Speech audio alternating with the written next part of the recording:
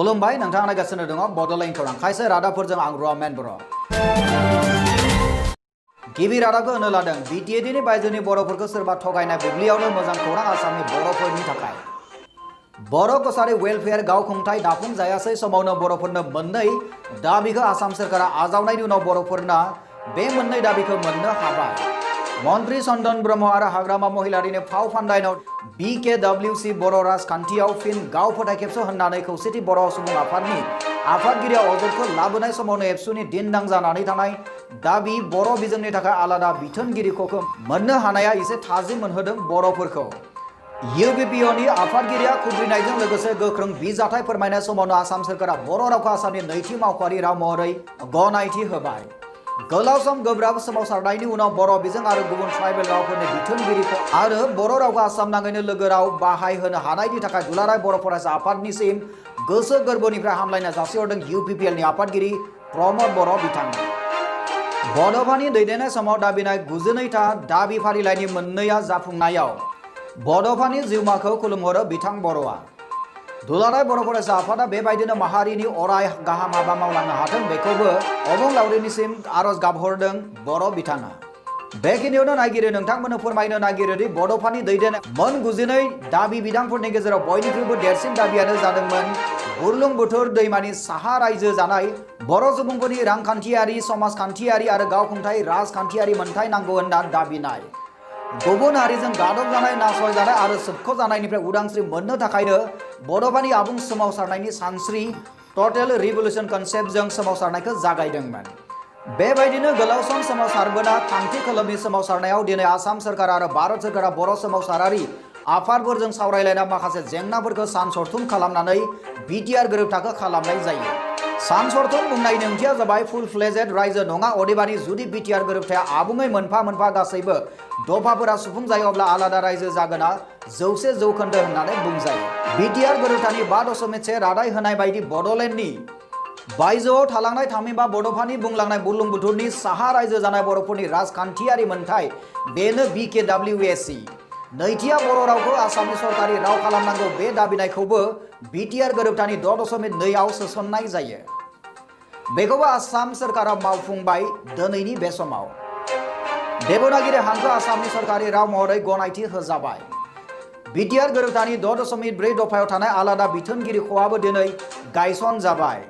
बे बुब्लियाव आसा खालामनो हायोदि जुदि गोरोबथानि लेटार एन्ड स्पिरिटआ बिदिनो खारबाय थायोब्ला बर'फोरा थांखिसिम सहैनो आरो सिमांखौ मोगथां महर मोनफुंनो आरोबाव गोबाव सम नांनाय नंलिया। बे बुब्लियावनो मख'नो गोनांदि बर' राव आरो गुबुन ट्राइबेलफोरनि रावनि थाखाय आलादा बिथोनगिरिखौ गायसन जानायखौ बर' थुनलाइ आफादा गोसो गोरबोजों बरायनानै बोजबनानै लानायखौ नुनो मोननाय जादों। नायगिरि नोंथांमोननि थाखाय नैथि रादाबखौ होनो लादों बर' बिजोङाव फरायनानै मेट्रिक आनजादाव BTADनि मादाव बयनिख्रुइबो बांसिन नम्बर मोननो हानाय बिदिसा खाख्लारिखौ BTCनि सेक्रेटारि गेदेमाजो सुबलक्ष्मी देकाया सेबानि हांख्रायनाय लेखा बरायनाय जादों। 50 फोरोंगिरि सान फालिथायजों लोब्बा लाखिनानै थांनाय 5 सेप्तेम्बर खालाराव बाक्सा जिल्लानि फरायसालिफोरनि नायगिदिंगिरिनि बानजायनायाव खुंजानाय फोरोंगिरि सानाव बिदिसा खाख्लारिखौ बरायनाय जायो। मख'नो गोनांदि बिदिसा खाख्लारि बिथाङा नलबारि जिल्ला बर' थुनलाइ आफादनि बारग' नेहाथारि बलेन्द्र बर'नि फिसाजो। नायगिरि नोंथांमोननि थाखाय थामथि रादाबखौ होनो लादों नलबारि जिल्लानि धमधमा ओनसोलनि रायजो राजाफोरनि थाखाय मोजां खौरां। नलबारि जिल्लानि सिङाव थानाय धमधमा गुदि बर' थुनलाइ आफादनि आफादगिरि मानगोनां रन्जन खाख्लारि बिथांखौ आइडियल फोरोंगिरि महरै बाक्सा जिल्ला फरायसालिफोरनि नायगिदिंगिरिया बरायदों। 5 सेप्तेम्बर फोरोंगिरि सान फालिनायजों लोब्बा लाखिनानै बिथां खाख्लारिखौ आइडियल फोरोंगिरि महरै बरायनाय जायो। खाख्लारि बिथाङा धमधमा ओनसोलनि 1106 नं सान्तिपुर बग्रिबारि LP स्कुलनि गाहाय फोरोंगिरि। मोनसे ब्रेकिं निउज जोंनिसिम मोनफैदों। बे ब्रेकिं निउजआनो जाबाय डॉक्टर राहुल बसुमतारीखौ बुथारग्रा सुबुंखौ जरहाट पुलिसा हमनो हाबाय होननानै मिथिनो मोननाय जादों। अदालगुरि जिल्लानि गरायमारि गामिनि डॉक्टर राहुल बसुमतारीखौ थांनाय सनिबार खालि खास्रि बिस्रि बुथारखुमानाय जादोंमोन। बिथाङा doctor JL Saikia homeopathic medical college जरहाटआव जुनियर डाक्टर महरै खामानि मावबोगासिनो दङमोन। मोनथिनो मोननाय बादिब्ला जरहाट पुलिसनि गोख्रों सिग्रोमनाय आरो संदाननायनि गेजेरजों 24 घन्टानि गेजेरावनो डॉक्टर राहुल बसुमतारीखौ बुथारग्रा दिगन्त तांतिखौ हमनो हायो होननानै मिथिनो मोननाय जादों। बुथारग्रा बिथांनि आखाइनिफ्राय राहुल बसुमतारीनि मबाइल फन बोखांनोबो हादों होननानै मिथिनो मोननाय जादों। ओरैहाय राहुल बसुमतारीनिनो AA03Y 82 B1 नम्बरनि रयेल एनफिल्ड बाइकखौ दासिमबो मोननाय जायाखै। जाथायनि गुबै बाथ्राखौ मिथिनो जरहाट पुलिसा नायबिजिरगासिनो दङ होननानै मिथिनो मोनबावनाय जादों। ओरैहाय बुथारजानाय डक्टर राहुल बसुमतारीनि न'आ उदालगुरि 2 नं सान्तिपुराव। बेनि उननि रादाबखौ होनो लादों आसामनि आगु गिबि मन्त्रि प्रफुल्ल कुमार महन्त बिथांखौ देहा फाहामसालियाव थिसननाय जादों। डक्टरा बुंनाय बादिब्ला महन्त बिथांनि देहा COVID-19 पजिटिभ मोननाय जाथ'वाखैब्लाबो थेवबो बिथांखौ ससियेल डिस्टेन्सिंखौ मानिना सोलिनो थाखाय बिथोन होनाय जादों। महन्त बिथांनि देहानि थासारिनि बांसिन मिथिथायखौ दासिम नेथ'नाय जादों। सोलिफुनाय ड्राग एंगलखौ लानानै एनसीबीआ सौबिक चक्रवर्ती आरो सेमुल मिरान्डाखौ खानाय जाबाय। सुशांत सिंह राजपूतनि थैनायजों लोब्बा गोनां सौबिक चक्रवर्ती आरो सेमुल मिरान्डाखौ एनसीबीआ खाबाय होननानै खौरां गोसारबाय। सोलोंथाइ मोनथिनो मोननाय बादिब्ला सौबिक गाव गनायनानै लादोंदि रिया चक्रवर्तीनि थिननायाव बियो ड्राग्सनि खामानिखौ मावफुंदोंमोन।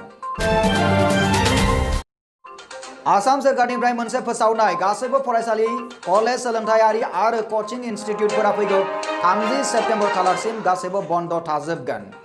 कार्फ्यूखौ गाज्रि मोनग्रा बड'लेण्ड खौरांनि नायगिरि नोंथांमोननि थाखाय मोनसे मोजां खौरां। बे मोजां खौराङानो जाबाय आसाम सोरखारा सप्तायारि लकडाउनखौ आरो लोगोसे हरनि कार्फ्यूखौ बोखांनानै लाफिनबाय। सप्तायारि लकडाउन आरो हरनि कार्फ्यूखौ बोखांना लादोंब्लाबो बबेखानि COVID-19 नि प्रट'कल्सफोरखौ गावबा गाव मानिनानै सोलिनांगोन होननानै बिथोन होनाय जादों। बेगिनो आसाम सोरखारा आनलक 4 नि गाइडलाइन्सफोरखौ फोसावनाया ओरैबादि हाबा आरो जुथुमलायनायफोरनि थाखाय गासै 50 सुबुंफोरा ज' जानो हागोन। बेनि बांसिन सुबुंफोरा ज' जानो मोननाय नङा। गोथैसालिफोराव गोथै देहाखौ सावनायनि थाखाय 20 सा सुबुंफोरा ज' जानो हागोन। Cinema hall, swimming pool, entertainment parks आरो थिएटारफोरा बन्द थाजोबगोन होननानै गाइडलाइन्सआव फोसावनाय जादों। मोनसे रायजोनिफ्राय गुबुन मोनसे रायजोसिम सासे मानसिया थांलाय फैलाय खालामनायाव जेबो रेस्ट्रिक्शन गैया होननानै गाइडलाइन्सआव फोसावनाय जादों। नोंथाङा नायगासिनो दङ बड'लेण्ड खौरां। सुंद' कमार्शियेल ब्रेकनि उनाव फैफिनगोन नोंथांमोननि सेराव।